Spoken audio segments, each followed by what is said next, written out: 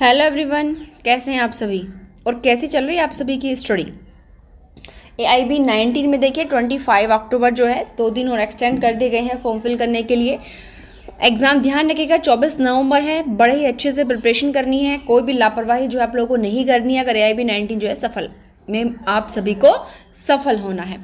तो ये जैसा कि हम आप सभी के लिए लेकर आए थे सिविल प्रक्रिया संहिता 1908 के जो है MCQ सीरीज़ हमने आप सभी के लिए चलाई हुई थी AIB 19 के लिए।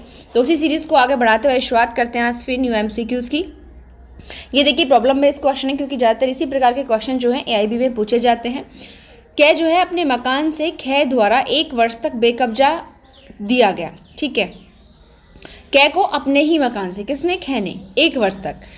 कै ने खे के विरुद्ध मकान का जो है कब्जा फिर से प्राप्त करने हेतु दावा दायर किया, लेकिन उसमें क्षतिपूर्ति उसने नहीं मांगी। तो क्षतिपूर्ति के लिए क्या वो नया दावा कर सकता है? नया दावा नहीं कर सकता, केवल क्षतिपूर्ति हेतु दावा कर सकेगा उपयुक्त सभी सत्य हैं। तो ध्यान रखिएगा यहाँ पर नॉर्मली आप इस बहुत ही सिंपल यहाँ पर प्रॉब्लम है ये भाई, आपने जब उस खे के विरुद्ध मकान का कब्जा पुनः प्राप्त करने के लिए आपने दावा संसित किया तो उसी के साथ साथ आपको उसकी क्षतिपूर्ति भी मांगनी चाहिए, बट आपने नहीं मांगी। तो यहाँ पर सेक्शन 11 जो है उसका जो स्पष्टीकरण 4 है, कंस्ट्रक्टिव रेस जुडिकाटा, यानी कि आणविक प्राणन्याय का सिद्धांत यहाँ पर लागू होगा और वो नया दावा जो है नहीं कर सकता। राइट ऑप्शन होगा यहाँ पर बी। नेक्स्ट है देखिए क्वेश्चन, विदेशी निर्णय कब निश्चयक नहीं होगा। तो देखिए विदेशी निर्णय कब निश्चयक नहीं होगा इसके संबंध में जो है बात की गई है सेक्शन 13 के अंदर, ठीक है। अगर हम सेक्शन की बात करें तो सेक्शन 13 में चीज़ें बताई गई हैं विदेशी निर्णय के निश्चयक होने के संबंध में। तो ये कह रहे कब नहीं होगा। ऑप्शन नंबर ए कह रहे हैं कि जहां अक्षम क्षेत्राधिकार वाले न्यायालय द्वारा, ये कह रहे हैं निश्चयक नहीं होगा, नहीं पर ध्यान देना है सभी को।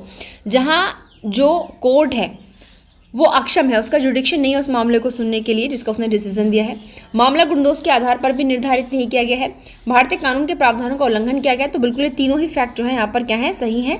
यानी कि ये तीनों ही अगर चीज़ें हैं तो वहाँ पर विदेशी निर्णय निश्चयक नहीं होगा। तो राइट ऑप्शन होगा यहाँ पर डी, ठीक है, राइट ऑप्शन होगा डी।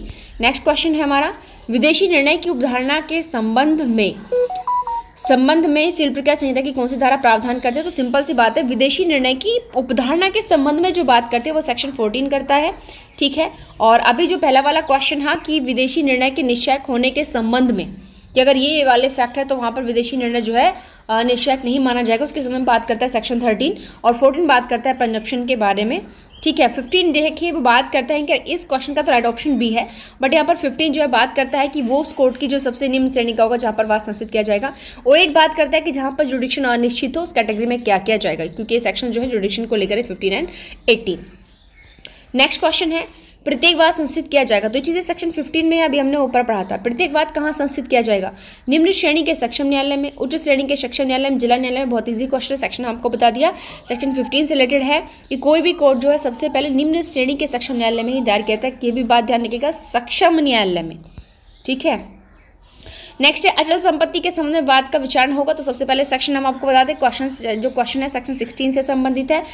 तो अचल संपत्ति के समय बात कहाँ संस्थित किया जा सकता है, यानी कहाँ पर उसका ट्रायल चलेगा। तो जहाँ संपत्ति स्थित है, जहाँ प्रतिवादी निवास या व्यवसाय करता है, जहाँ वादी निवास या व्यापार करता है, ए व बी दोनों सही हैं, ए व सी दोनों सही हैं। तो ये क्या यहाँ पर अगर हम बात करें सेक्शन 16 की यहाँ पर बात की गई है, तो सेक्शन 16 के संबंध में राइट ऑप्शन होगा वो होगा यहाँ पर डी वाला कि ए और बी, ठीक है, यानी कि ए और बी, यानी कि अचल संपत्ति के समय कहाँ वाद दायर किया जाएगा, तो जहाँ पर संपत्ति सिचुएटेड हो या फिर जहाँ पर प्रतिवादी निवास करता है, व्यवसाय करता है। तो राइट ऑप्शन जो है इस क्वेश्चन का होगा डी वाला, ठीक है। ए और सी बी वाले में हम जो है वाद दायर कर सकते हैं।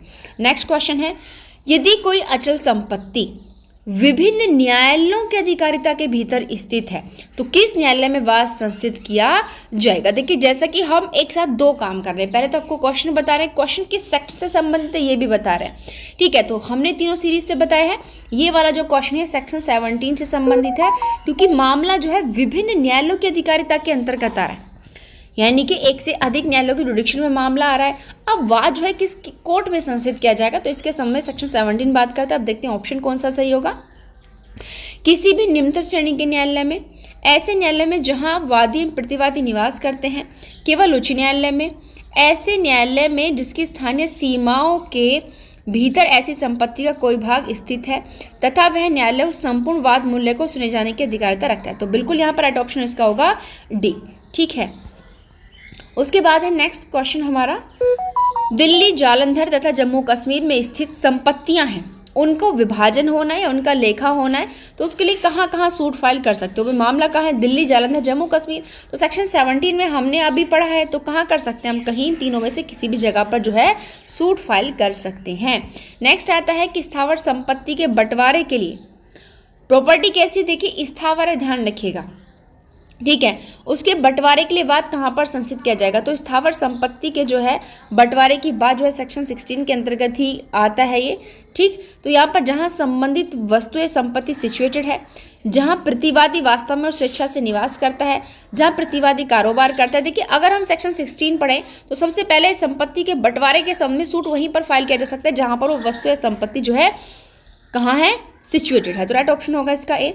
नेक्स्ट क्वेश्चन है, सिविल प्रक्रिया संहिता की धारा 18 जो है उपबंधित करती है क्या, 18 की बात कर रहे हैं। देखिए यहाँ पर एक अचल संपत्ति के संबंध में वाद प्रस्तुत करने का स्थान जहाँ संपत्ति एक न्यायालय के क्षेत्राधिकार में हो। बी कह रहा है एक अचल संपत्ति के बारे में वाद प्रस्तुत करने का स्थान जहाँ संपत्ति अलग अलग न्यायालयों के क्षेत्राधिकार में हो। तीसरा है एक अचल संपत्ति के बारे में वाद प्रस्तुत करने का स्थान जहाँ न्यायालय की स्थानीय सीमाएं अनिश्चित हों। तो यहाँ पर राइट ऑप्शन देखिए, अगर वो एक ही न्यायालय के अंतर्गत है तो सिंपल सी बात है सेक्शन 18 लागू नहीं होगा। अगर वहाँ क्षेत्राधिकार निश्चित है तो भी सेक्शन 18 जो है वहाँ पर फॉलो नहीं होगा। सेक्शन 18 तब लागू होता है जब जुरिडिक्शन अनसर्टेन होता है, अनिश्चित होता है।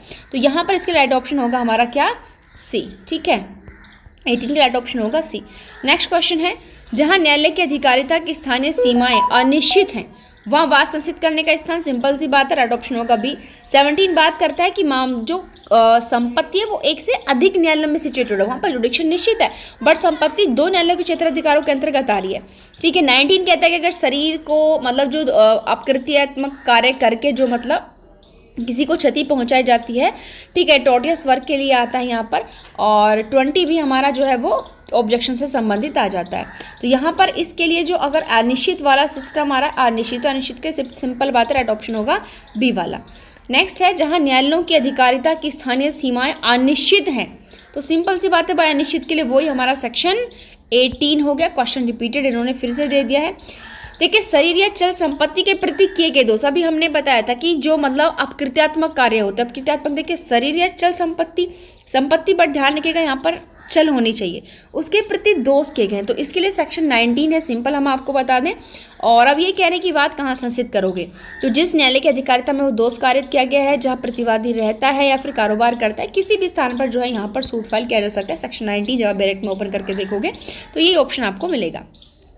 ये मतलब पढ़ने के लिए पूरा सेक्शन रीड करोगे तो ये चीज़ें मिलेंगी। ए ने एक हानिकारक मान हानिकारक लेख लखनऊ के रहने वाले व्यक्ति बी के विरुद्ध प्रकाशित किया। ठीक है, कहाँ का रहने वाला था बी, लखनऊ का, तो लखनऊ में प्रकाशित किया। ठीक है, लखनऊ का रहने वाला है, उसके विरुद्ध प्रकाशित किया। सी द्वारा उसे दिल्ली में पढ़ा गया। ए बनारस में रहता है, तब बात कहाँ कहाँ संचित किया जा सकता है, तो भाई कहीं पर भी किया जा सकता है। अब मैं सेक्शन 19 में ये चीज़ें पढ़ी हैं। नेक्स्ट है हमारा, स्थावर संपत्ति गुड़गांव हरियाणा में सिचुएटेड है, प्रतिवादी का प्रधान कार्यालय दिल्ली में है। देखो जो प्रॉपर्टी है वो गुड़गांव हरियाणा में है और जो प्रतिवादी का ऑफिस है मेन वाला वो दिल्ली में है। पक्षकारों के मध्य जो अनुबंध हुआ वो मुंबई में हुआ, अदायगी दिल्ली में हुई। देखो कितने सारे जुडिक्शन यहाँ पर, ये वाली चीज़ें सेम है। इस स्थावर संपत्ति से संबंधित संविदा के निष्पादन का बाद कहाँ प्रस्तुत किया जाएगा, केवल उस न्यायालय में जिसके क्षेत्राधिकार के अंतर्गत संपत्ति सिचुएटेड है। तो हम आपको यहाँ पर बता दें, यहाँ पर मेनली कहीं पर भी जो है सूट फाइल है किया जा सकता है। तो आज के लिए इतना ही। नेक्स्ट इससे आगे के क्वेश्चन और ये पूरा जो क्वेश्चन है नेक्स्ट वीडियो में हम आप सभी के लिए लाएंगे। आज के लिए इतना ही। आई होप ये वीडियो आप सभी को पसंद आई होगी। धन्यवाद।